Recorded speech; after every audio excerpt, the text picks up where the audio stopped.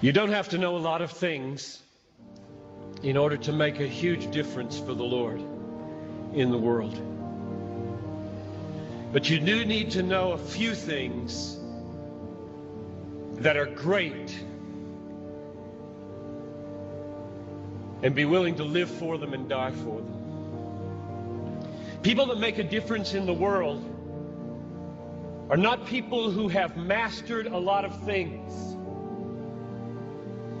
They are people who have been mastered by a very few things that are very, very great.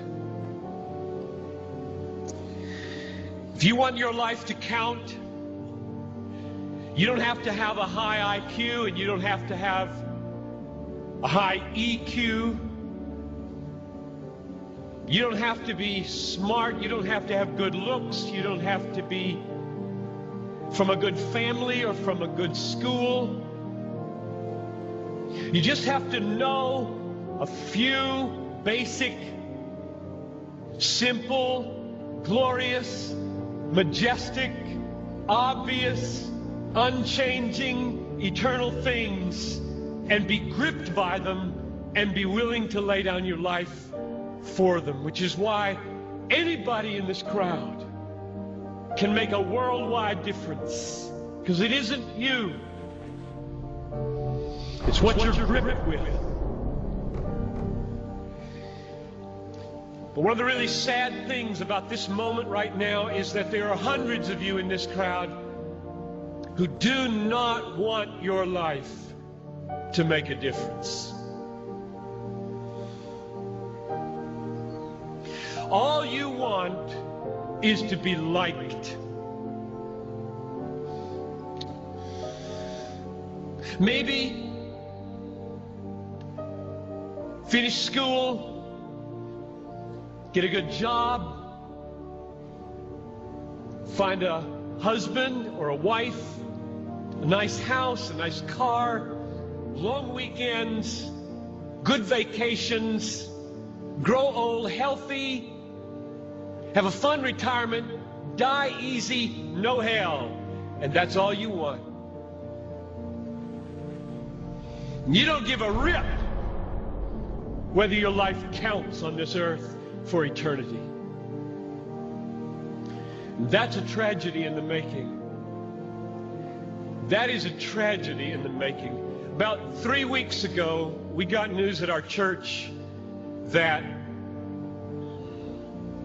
Ruby Eliason and Laura Edwards were killed in Cameroon. Ruby Eliason, over 80, single all her life, a nurse, poured her life out for one thing: to make Jesus Christ known among the sick and the poor in the hardest and most unreached places. Laura Edwards, a medical doctor in the Twin Cities, and then in retirement, partnering up with Ruby, also pushing 80, and going from village to village in Cameroon. And the brakes give way. Over a cliff they go, and they're dead instantly. And I asked my people, is this a tragedy?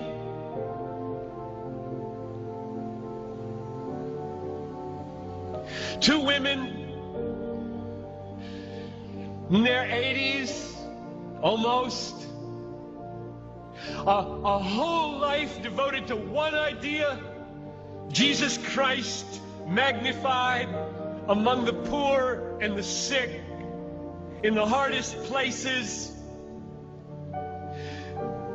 And 20 years after most of their American counterparts had begun to throw their lives away on trivialities in Florida and New Mexico, fly into eternity with a death in a moment. Is this a tragedy, I asked?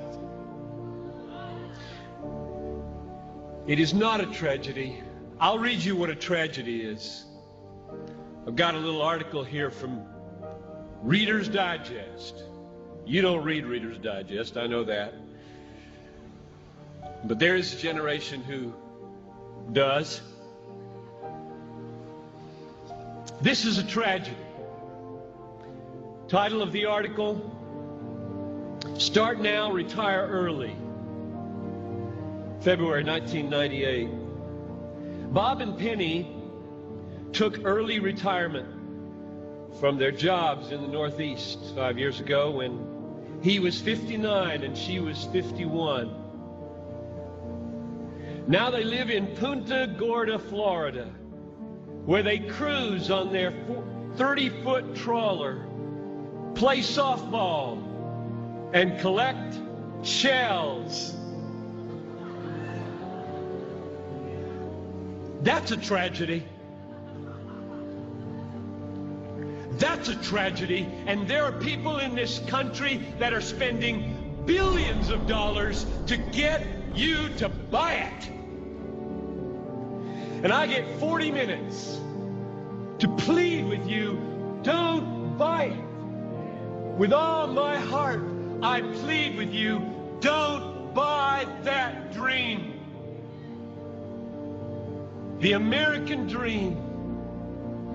A nice house, a nice car, a nice job, a nice family, a nice retirement, collecting shells. As the last chapter, before you stand before the Creator of the universe to give an account with what you did. Here it is, Lord, my shell collection. Look, Lord, my shell collection. And I've got a good swing. And look at my boat. God, look at my boat, God. Well, not for Ruby and not for Laura. Don't waste your life. Don't waste it.